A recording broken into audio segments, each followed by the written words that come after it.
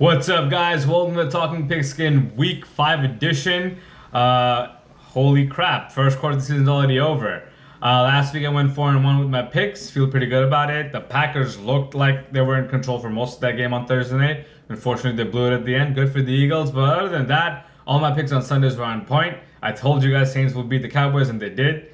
Without scoring a touchdown, which is great. So that shows you how good their depth is. So let's jump into Week 5 picks. Let's start with the game on Thursday night where the LA Rams will travel to Seattle to take on the Seahawks. They're both 3-1. They're both battling for the NFC West supremacy. This is going to be a fun game to watch. The both are pretty much the same as of right now because the Rams offense hasn't clicked as it usually does in the previous years. The Rams defense, they just gave up 55 points against Jameis Winston. That is unacceptable, especially when you have the best defensive player in the team in Aaron Donald. So Cooper Kupp has been balling. Jared Goff hasn't been doing great. Todd Gurley needs to wake up. But on the other side of the ball, you have Russell Wilson, who's doing exactly what he does every single year. This guy is so reliable. He has a good running game now with Chris Carson and Rashad Penny. He also has decent receivers now with Tyler Lockett and DK Metcalf. And the defense, of course, what can you say? Their secondary may not be as elite as it once was, but they still have a great front seven with Jadeveon Clowney and Bobby Wagner and the boys. I expect a very close game, and I think the Seattle Seahawks at home can pull this off because I just don't think the Rams defense can hold the Hawks offense at home. Let's move on to Sunday's games. And the first game I'm going to talk about is my New York Jets against the Philadelphia Eagles. Yes, I haven't talked about the Jets at all this season yet. Yes, we are 0-3. But I'm not down on them. If you look at their roster, almost half of them are injured. Sam Darnold to begin with. He wasn't even all right week 1.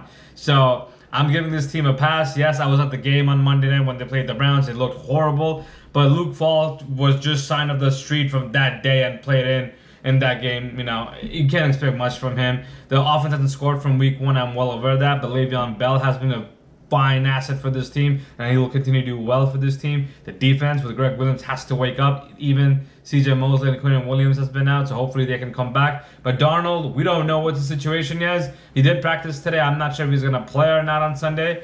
But if he does play, I will give the edge to the Jets just because the Eagles secondary is depleted, unless they trade for Jalen Ramsey overnight, which thank God it's not happening as of yet. But the Eagles coming off a huge win at Lambeau. They had a lot of time off. They'll be ready to go at home. But with the Jets, with Darnold back, I believe this team can cause an upset. But without Darnold, they have no chance. I'm sorry, Luke Falk. You are a third-string quarterback for a reason, and if you go to Philadelphia, you're going to get pummeled. So that game, let's just go with Darnold playing and the Jets winning. All right, moving on. Let's go to the Packers and Cowboys, 4 o'clock game. This is going to be a fun game to watch. I don't think the Packers are clicking on offense as of yet. Yes, they were up by 13-0 against the Eagles last week, and they just blew it. Going to Cowboys, where their defense has been amazing, which just shut out Saints from scoring a touchdown. It's going to be a difficult challenge for them. Aaron Jones and the running game has to get going. Valdez-Scantling, I don't know about Devontae Adams' status as of yet. But the Packers' offense needs work. On the other side, you have Dak Prescott, who was doing pretty good the first 3 weeks when they weren't playing a bunch of nobodies, but when they played against the real team defense, they struggled. We'll see. You can't give the ball to Zeke Elliott for that low and expect to win. You have to feed him more. Kellen Moore knows better. At home, I think the Cowboys can pull this off. I know Aaron Rodgers is 6-2 against the Cowboys, but I think this year the Cowboys will pull it off.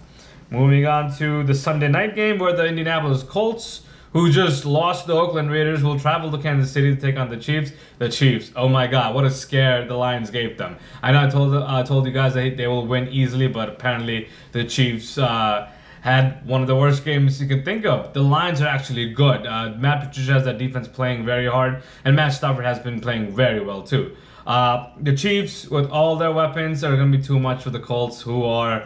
I'm not sure if Darius Leonard will play. I'm not sure if T.Y. Hilton is going to play. Malik Hooker is already out. It's going to be hard for the Colts to go into Arrowhead and win on Sunday night, so I think the Chiefs easily. And then last game I have is the Monday night game where the Cleveland Browns will travel to San Francisco 49ers. Niners coming off a bye. They're 3-0. They're feeling themselves. I did predict they'll have a great year. I didn't expect a bunch of nobodies on offense, aside from Garoppolo, would do this good, and George Kittle as well. The defense has been playing well as well. Richard Sherman, Nick Bosa, they're all rolling. The Browns coming off a big win against the Ravens. They should be better than their previous Monday night game against the Jets. Granted, they won that game, but they didn't look impressive to me. Baker Mayfield is going to have his work cut out for him. I think at that Niners Stadium, even though Niners home crowd is not that great, but I think the way they've been playing lately, Niners fans should turn up. And I think the Niners will stay undefeated and take care of the Browns at home. So there you have it. I have the Seahawks, the Jets with Darnold. I have the Cowboys at home, the Chiefs at home, and the Niners at home. Let me know what you guys think about these picks. Like, comment, subscribe, and I'll see you guys next week with Week 6 picks. Until then, it's good night.